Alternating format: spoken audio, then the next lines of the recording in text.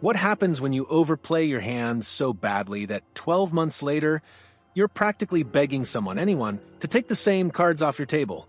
Folks, we need to talk about the Chicago Bulls and a masterclass in organizational regret that's unfolding in real time. Picture this.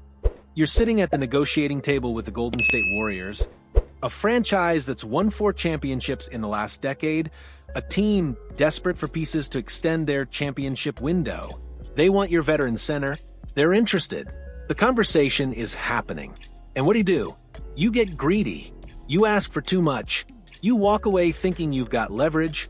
Fast forward 1 year, and that same player is worth a fraction of what he was. The phone isn't ringing like it used to.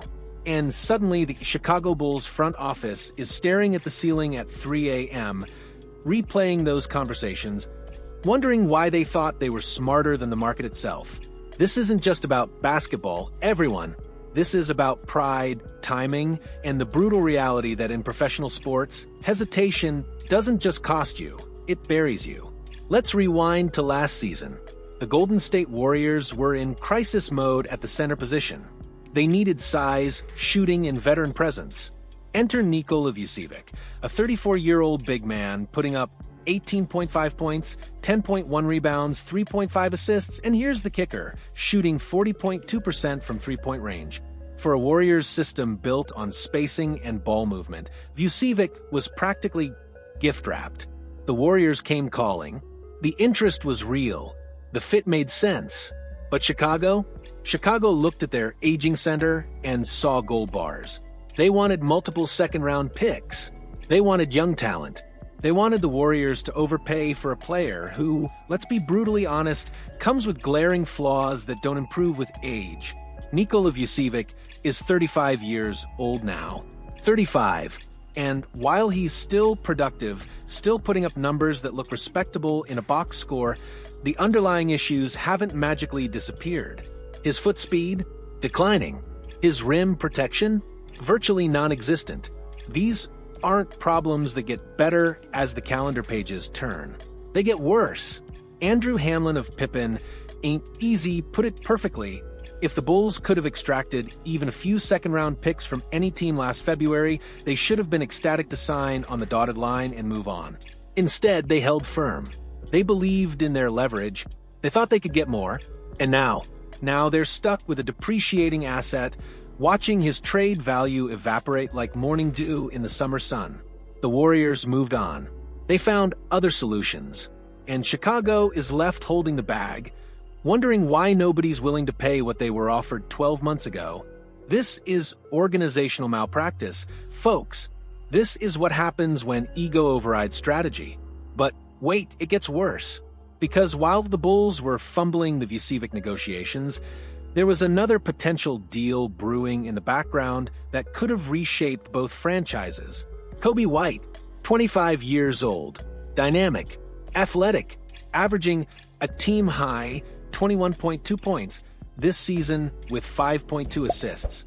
The kind of young guard who fits perfectly into a motion offense, who can create his own shot, who has the speed and skill to thrive in Golden State system. There were whispers, speculation. ESPN's Anthony Slater even floated a hypothetical deal involving Moses Moody and draft capital. The framework was there. The fit made sense. But nothing materialized. Why? Because Chicago, once again, overvalued their asset. They saw White's production and thought they could squeeze more. They watched him put up numbers and convinced themselves that his market value would only increase. Here's the problem. Coby White is shooting less than 30% from three-point range this season. 30%. For a guard whose value is supposed to be predicated on spacing and perimeter shooting, that's a catastrophic decline. And now, with free agency looming this summer, teams aren't just evaluating his current production, they're calculating the risk of paying him big money in a few months. According to NBA insider Mark Stein, the Bulls are now more open to trading White than they've ever been. Translation, they're desperate. They've realized their mistake. They're trying to salvage value before it completely evaporates. But here's the cruel irony. Teams that might have been interested 6 months ago are now scared off by that looming free agency. Why trade significant assets for a player you might lose in the summer? Why give up draft picks for someone whose shooting percentages have cratered? The Warriors, who could have used White's speed and playmaking, have moved on. They've invested in other pieces. They've filled their roster holes. And Chicago? Chicago is left scrambling, hoping anyone, will meet their asking price before February 5th. Let's talk about the deal that almost makes too much sense in hindsight. During the offseason, the Bulls reportedly had interest in Jonathan Kuminga, the Warriors' athletic, versatile forward who's been stuck in developmental purgatory, bouncing between starting roles and bench minutes. Imagine this, a swap centered around Kuminga and White. Chicago gets a young, athletic forward with defensive upside and untapped potential. Golden State gets a dynamic guard who can create offense and complement their aging core. Both teams address needs. Both teams get younger or more productive in key areas. But it didn't happen. Chicago was dealing with their own restricted free agency drama involving Josh Giddey. The Warriors were trying to figure out Kuminga's long-term role. The timing wasn't right. The conversation stalled. And now, both teams are in worse positions than they were 6 months ago. Kuminga's value has fluctuated wildly based on his inconsistent minutes and performance. White's shooting percentages have tanked, making him a riskier investment. The window for a mutually beneficial deal has likely closed. This is the tragedy of NBA team building, everyone. It's not just about identifying the right deals, it's about executing them at the right time. The Bulls identified potential trades that made sense.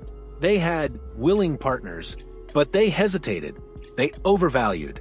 They waited for better offers that never came. This isn't an isolated incident. This is a pattern. The Bulls have been stuck in basketball purgatory for years now, unwilling to fully commit to a rebuild, unable to construct a legitimate contender. They're the NBA's version of a team perpetually stuck in traffic, not moving backward, not moving forward, just sitting there burning fuel and wasting time. They had interest in Alex Caruso from multiple teams.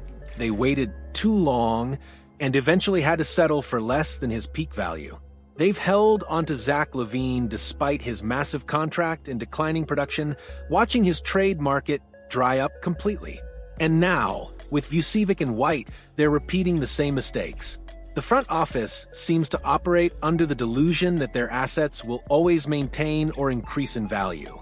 They don't account for age. They don't account for injury risk. They don't account for the simple reality that in the NBA, player value is incredibly volatile and time-sensitive. Every day you wait to trade a 35-year-old center, his value decreases. Every game your guard shoots under 30% from three, his market shrinks. Every team that fills their roster holes with other players is one fewer potential trade partner. The Bulls are learning this lesson the hard way, and it's painful to watch. So here we are, folks. February 5th is circling on the calendar like a vulture. The trade deadline is approaching, and the Chicago Bulls are in full damage control mode. Will they find a trade partner for Coby White? Maybe, but they're not getting the return they could have gotten 6 months ago. Will they finally move Nikola Vucevic? Possibly. But forget about those multiple second-round picks they were demanding last year. They'll be lucky to get one. The Warriors have moved on. They've addressed their needs through other channels. They're not coming back to rescue Chicago from their own poor decision-making. And that's the ultimate lesson here. In professional sports, the market doesn't wait for you to get comfortable. It doesn't care about your internal valuations or your organizational pride. It moves with or without you. And if you're not decisive, you get left behind. The Bulls gambled that their leverage would increase. They bet on their assets appreciating. They were wrong, and now they're paying the price. This story isn't just about the Chicago Bulls and Golden State Warriors. It's about every front office that's ever overplayed their hand. It's about the danger of organizational ego. It's about the brutal, unforgiving nature of NBA team building, where timing is everything and hesitation is fatal. 12 months ago, the Bulls had opportunities. They had interested partners. They had assets with real value. Today, they're scrambling to salvage what's left, hoping to find buyers in a market that's already moved on.